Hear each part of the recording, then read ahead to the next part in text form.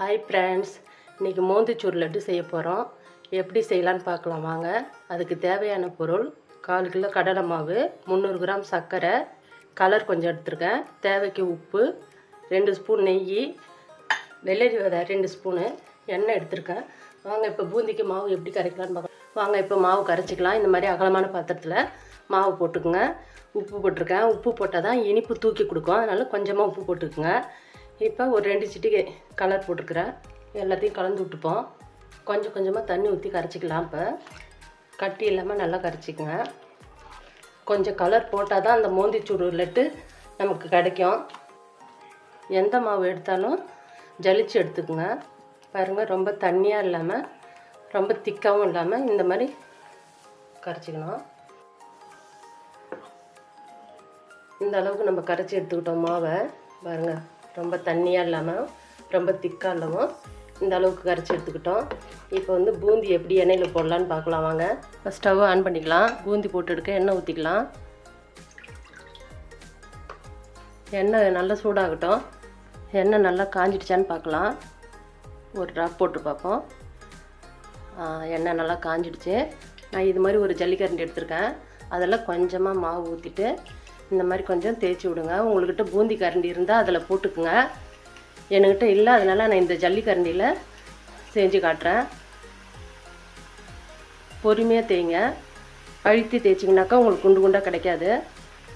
ரொம்ப வேக விடக்கூடாது. 3/4 பாகம் வெந்தால் போதும். ரொம்ப வெந்துடுச்சுன்னா காரா பூந்தி மாதிரி ஆகிடும். பாருங்கள், இந்த அளவுக்கு வெந்துடுச்சு போதும். நல்லா எண்ணெயை வடிகட்டி எடுத்துக்கோங்க. இது மாதிரி ஒரு அரிக்கரண்டி வச்சுக்கோங்க. அப்போ தான் ஈஸியாக நம்ம 2 தடவை போட்டு எடுத்துடலாம். இப்போ 2வது தடவை போட போகிறோம். இப்போ 2வது தடவை போடும்போது நம்ம முன்னாடியும் வழிச்சிடணும், பின்னாடியும் வழிச்சிட்டு தான் போடணும். பின்னாடி அனல் அடித்து காஞ்சி போயிடும். அதனால் அப்பப்போ போடும்போது நல்லா தொடச்சி விட்டுட்டு போட்டுக்குங்க. இப்போ இருக்கிற மாவு எல்லாத்தையும் நம்ம போட்டுட்டு எப்படி பாகு காய்ச்சலான்னு பார்க்கலாம். பூந்தி போட்டு எடுத்தாச்சு. இப்போ சர்க்கரை பாகு காய்ச்சிக்கலாம். சர்க்கரை போட்டுட்டு முழுகிற அளவுக்கு தண்ணி ஊற்றிக்குங்க. சர்க்கரை கொஞ்சம் கரையிற வரைக்கும் சிம்மில் வச்சுக்கோங்க. சர்க்கரை கரைஞ்சிருச்சு. கொஞ்சம் ஹையில் வச்சுக்கோங்க ஸ்டவ்வை. சர்க்கரை கொதி வரட்டும். இப்போ நம்ம போட்டு வச்சுருக்கிற பூந்தியை இப்படி கையாலே வந்து நல்லா பிசைஞ்சு விட்டுக்குங்க. இந்த மாதிரி நல்லா பிசைஞ்சு வச்சுக்கோங்க. பாருங்கள், பிசைஞ்சு விட்டிங்கன்னா இந்த அளவுக்கு பஞ்சு மாதிரி ஆகிடும். இந்த மாதிரி எல்லாத்தையும் பிசைஞ்சு எடுத்துக்கோங்க. கொஞ்சம் ஏலக்காய் பொடி போட்டுக்குங்க. நான் சொல்லலை, மறந்துட்டேன். இதுக்கு வந்து கம்பி பதம் தேவையில்லை. பாருங்கள், கொஞ்சம் இந்த அளவுக்கு பிசு இருந்தாவே போதும். இப்போ ஸ்டவ் ஆஃப் பண்ணிக்கலாம். பாருங்கள், இப்போ பூந்தியை நல்லா பிசைஞ்சு வச்சுக்கிட்டோம். இது கூட வெள்ளரி விதை போட்டுக்கலாம். வாசனைக்கு நெய். இப்போ எல்லாத்தையுமே நல்லா கலந்து விட்டுடலாம். இப்போ இங்கே பாருங்கள், இந்த அளவுக்கு நம்ம பிசைஞ்சு எடுத்துக்கிட்டோம். இப்போ பாகு கொஞ்சம் கொஞ்சமாக ஊற்றி கிண்டிக்கலாம். இன்னும் கொஞ்சம் பாகு ஊற்றிக்கலாம். இப்போ இருக்கிற சர்க்கரை பாகு எல்லாத்தையுமே ஊற்றிக்கலாம்.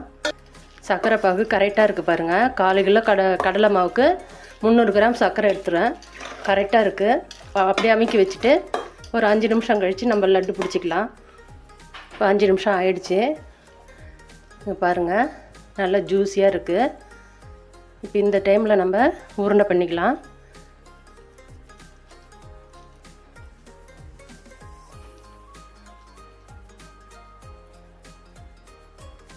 பாருங்கள், இது மாதிரி எல்லாத்தையும் உருண்டை பிடிச்சி எடுத்துக்கலாம். மோந்திச்சூர் லட்டு ரெடி ஆகிடுது. பாருங்கள், நல்லா சாஃப்டாக இருக்குது. பாருங்கள், நல்லா பஞ்சு போல் இருக்குது. செஞ்சு சாப்பிட்டுட்டு கமெண்ட் பண்ணுங்கள்.